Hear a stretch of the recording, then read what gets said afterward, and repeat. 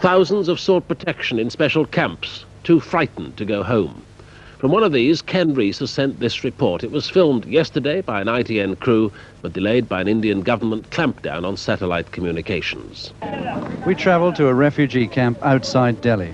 The police had strict orders not to let us in, despite pleas from some of the Sikhs inside. We saw many more like this who lived, but many died, and their widows were mourning today. You could not move in the courtyards without bumping into or tripping over people. Many were washing outside in gutters in the road. Sikhs place great store on cleanliness, and their religion calls for an uncut beard and long hair. Many had their heads shaved by the mobs. Jo na jaane haq ki taakat, jo na jaane haq ki taakat, rab na deve usko himmat, rab na.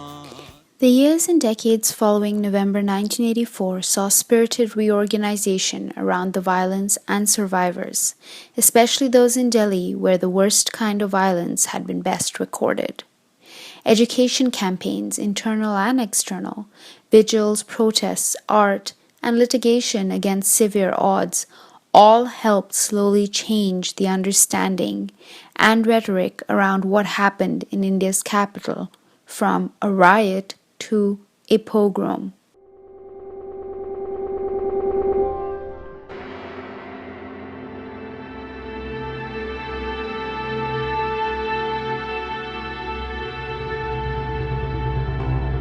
Further evolution in understanding and speaking about 1984 requires listening to everyday stories.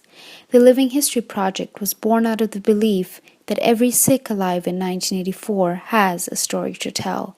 These stories together tell a larger story, not all consistent, not all in line with the prevalent narrative. All the more reason to spend this month learning and relearning.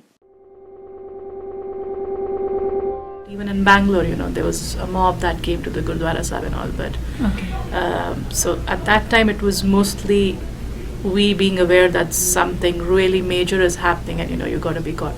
ਤੇ ਉਸ ਤੋਂ ਬਾਅਦ ਜਿਹੜਾ ਹੈਗਾ ਉੱਥੇ ਵੀ ਆਪਣਾ ਗੋਆ ਦੇ ਅੰਦਰ ਗੁਰਦੁਆਰਾ ਸਾਹਿਬ ਹੈਗਾ ਉਸ ਤੇ ਅਟੈਕ ਕੀਤਾ ਗਿਆ ਉਹਨਾਂ ਨੂੰ ਜਿਹੜਾ ਸਿੱਖ ਹੱਥ ਉਹਨਾਂ ਨੇ ਮਾਰਿਆ ਕੁੱਟਿਆ ਤੇ ਉੱਥੇ ਵੀ ਕਾਫੀ ਜ਼ੁਲਮ ਕੀਤਾ. After November 84, after the killings, after about a month or so, I was staying with a family. They were farmers, so they were connected to the revenue department. And all these surveys are done through the revenue department. So they told me that Patwari had come and he was asking how many people have got their hair cut after this, and they are collecting these figures from everywhere. Rajiv wants to know what has been the effect of what he did to the Sikhs in Delhi and all throughout the country. Later on we recall the statements from Rajiv Gandhi saying that bada ped girta hai to dharti hilti hai, but I want to ask him, ek ped gira to dharti hili to 20,000 sardaron ko mara, why nothing happened at that time? Tab dharti kyun nahi hili? तदे जड़ी last speech उन्होंने दिती है उड़ीसा जड़ी वो कड़ी कड़ी बजा रहे थे, अगर मुझे कुछ हो गया तो मेरे खून की एक एक बूंद, मेरे खून की एक एक बूंद, बस वो खून की एक एक बूंद बजाई गए और उसकी लाश दिखाई गए, खून की एक एक बूंद, वो फिर नारे बना ले खून का बदला खून. So it was so meticulously well planned. और फिर वो जड़ा उसकी डेड बॉडी अन्ना चिर दिखाते रहे. उसका नतीजा ये होया कि Rajiv Gandhi won with the majority of votes. उन्होंने जिन्नियां वोटां मिलियां उन्नियां पंडित नेहरू नूं नहीं सी मिलियां कदी. So they took full political advantage out of her death, and the death was very meticulously planned.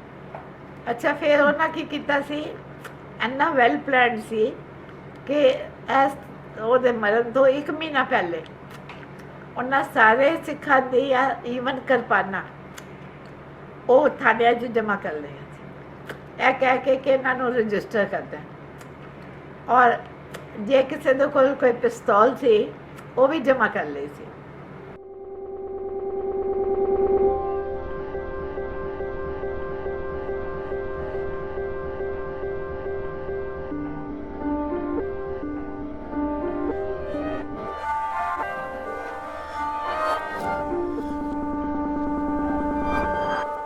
But there was a lot of palpable anger against the Sikh community, which the most striking thing was in our own hostel amongst doctors who were Hindus or Sikh or non-Sikhs. And that was obvious. So there were other parts of it. In coffee house discussions, the general accepted version was that Sikhs needed to be put in their place. I have sensed, people not being very comfortable talking about it, especially the June part. November part, I've sensed our community being very comfortable and openly talking about it. The June part, at least for many years, I didn't see people being comfortable because... ਜਦੋਂ ਹਰਮੰਦਰ ਸਾਹਿਬ tech ਹੋਇਆ ਉੱਥੇ ਮੇਰਾ ਪਤੀ ਆ ਨਵਾਂ ਵਿਆਹ ਹੈ ਮੱਥਾ ਟੇਕਣ ਗਏ ਜਿੱਦਣ ਹਰਮੰਦਰ ਸਾਹਿਬ ਟੈਕ ਹੋਇਆ ਉੱਥੇ ਤੋਂ ਉੱਥੇ ਰਹਿ ਗਏ ਉਹ ਵੀ ਦੋਵੇਂ ਜੀ ਨਵਾਂ ਵਿਆਹ ਹੈ ਹੱਥੀ ਚੂੜੇ ਸੀ। ਅਸੀਂ ਆਖਿਆ ਵੀ ਜਿਹਨੇ ਉਦੋਂ ਹੀ ਕਹੀਏ ਵੀ ਜਿਹਨੇ ਵੀ ਕਰਵਾਇਆ ਦੱਸ ਕੇ ਤਾਂ ਕਰਵਾਉਂਦੇ। ਬੜੀ ਦੁਨੀਆ ਉਦੋਂ ਹੋਈ ਸੀ ਹਰਮੰਦਰ ਸਾਹਿਬ ਅਤੇ ਦਿੱਲੀ ਵਾਲਿਆਂ ਨੂੰ ਤਾਂ ਉਦੋਂ ਜਾਣ ਵੀ ਨਹੀਂ ਸੀ ਦਿੰਦੇ ਇੰਨਾ ਪੰਜਾਬ ਇਹ ਕਹਿਣਾ ਨਹੀਂ ਜਾਣਾ ਸਰਾਜੀ ਹੋਈ ਅਤੇ ਅਸੀਂ ਉਦੋਂ ਆਉਂਦੇ ਹਾਂ ਵੀ ਆਏ ਸਿੱਖ ਸਾਰੇ ਅਸੀਂ ਕਦੋਂ ਦਰਸ਼ਨ ਕਰਾਂਗੇ ਪਗੜੀਆਂ ਦੇ ਇਹ ਜਿਹਾ ਕੰਮ ਹੋ ਗਿਆ। ਮੈਂ ਤਾਂ ਇੰਨਾ ਹੋਇਆ ਕਿ ਗੁਰਦੁਆਰੇ ਕਦੋਂ ਮੱਥੇ ਟੇਕਾਂਗੇ ਪੰਜਾਬੋਂ ਕਿਸੇ ਨੇ ਆਖਣਾ ਉਹਨਾਂ ਨੇ ਮੇਰੇ ਘਰ ਨਾ ਕੋਈ ਆਇਓ ਵੀ ਕੋਈ ਮਾਰ ਨਾ ਦੇਵੇ ਇੰਨਾ ਕਈ ਸਾਲ ਸਾਨੂੰ ਡਰ ਹੋ ਰਿਹਾ। Many Sikhs fleeing to safety in the Punjab had their lorries seized and burned. 25th November night when we landed in Palam Airport, as New Delhi Airport was then called, and there were thousands and thousands of families from across India who could afford to fly to New Delhi, and there was only one train, Shan-e-Punjab, that would take the people or the refugees to Punjab. And the pictures that we see from 47, from archives, from Time magazine or some other sources, about people sitting on top of trains and those bogies are loaded, and I have seen that at the at Palam Airport. Every phone call, every piece of news was just more that has happened, more along the lines of family members, distant relatives, friends. And I think to me what was hard that was even harder was growing up in Delhi as I did. I didn't have any Sikh friends. I had primarily Punjabi Hindu friends. Nobody called to check how we were doing. The neighbors were good, everything was good, but friends didn't call. That was hurtful. That was very, very hurtful. I thought that was horrible, and that caused this big rift, which I don't think I've been able to ever overcome. Even though it's very late, we should have done this all along. But knowing stories, especially knowing people's accounts firsthand, recording our history, and then analyzing it, that's very important. So I'm really glad that you're doing it. From a social engineering perspective, if 1984 had not happened, we would have remained a very ordinary community, moving along steadily. We do well wherever we go. We are nation builders, but there would have been a steady improvement in the graph.